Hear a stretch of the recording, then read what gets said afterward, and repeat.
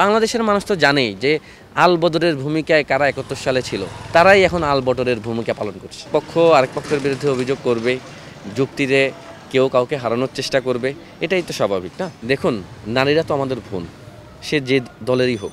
যেভাবে বুলিং করা হচ্ছে, যেভাবে স্লাট শেমিং করা হচ্ছে ফেসবুকে, সে যে দলের হোক, সেটি কোনোভাবেই কাম্য নয়।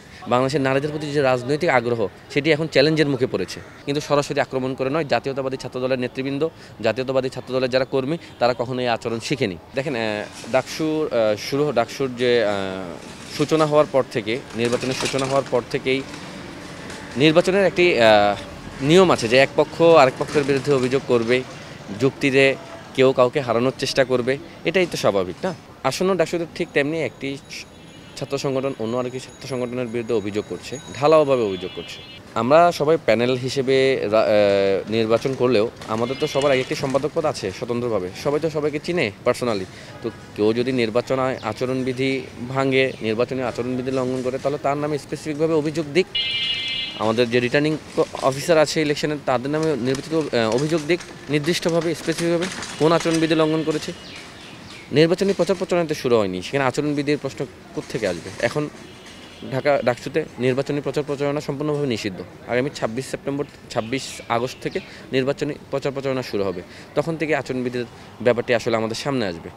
তারপরও বিশ্ববিদ্যালয়ের সুষ্ঠু নির্বাচনের স্বার্থে কেউ কেউ হয়তো আচরণবিধি লঙ্ঘন করছেন, তাদেরকে হয়তো চিফ রিটার্নিং অফিসার ডেকে সতর্ক করছেন, সেটা আমি বলতে পারি না।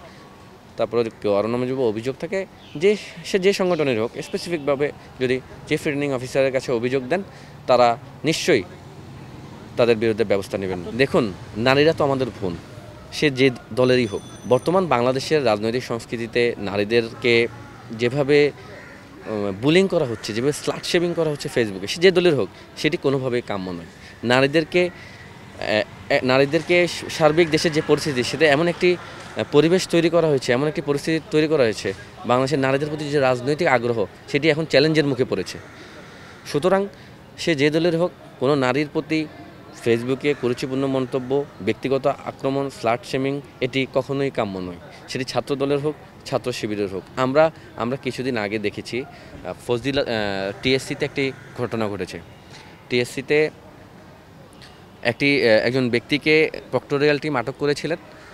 তারা পরবর্তীতে সেই ব্যক্তির মোবাইল চেক করে দেখেছেন তার ফেসবুকে 5টি আইডি লগ ইন করা, এবং তিনি মেসেঞ্জার কিংবা হোয়াটসঅ্যাপে একটি গ্রুপে যুক্ত, সেটি একটি বিশেষ ছাত্র সংগঠনের। সুতরাং কারা বর্তমানে বাংলাদেশে বিভিন্ন ধরনের বট আইডি চালিয়ে প্রচার প্রচারণা করছে, সেটি সবাই জানে না। দেখেন, আমি আসলে সরাসরি কোনো ছাত্র সংগঠনকে আক্রমণ করতে চাচ্ছি না।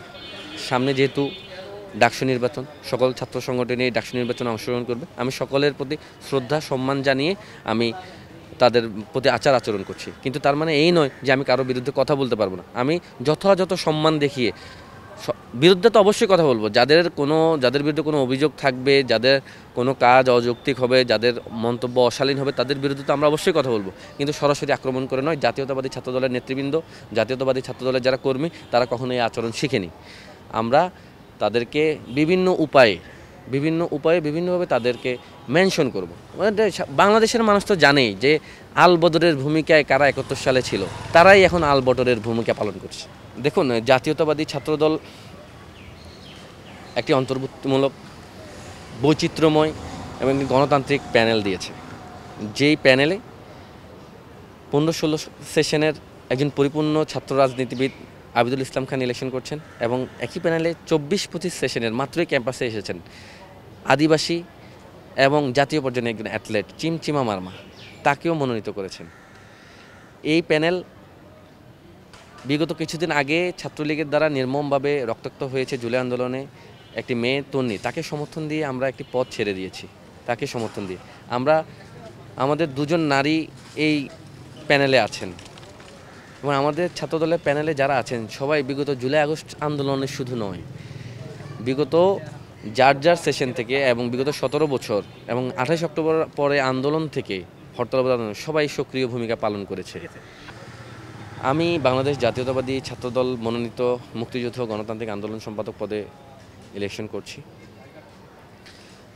আমি এমন একটি ইশতেহার সাধারণ শিক্ষার্থীদের উদ্দেশ্যে দিব, যে ইশতেহারটি হচ্ছে মহান মুক্তিযুদ্ধে 7 জন বীর শ্রেষ্ঠের প্রতি সম্মান জানিয়ে আমি 7 দফা ইশতেহার তৈরি করেছি। আমি অতি শীঘ্রই সেটি ঢাকা বিশ্ববিদ্যালয়ের শিক্ষার্থীদের সামনে উপস্থাপন করব।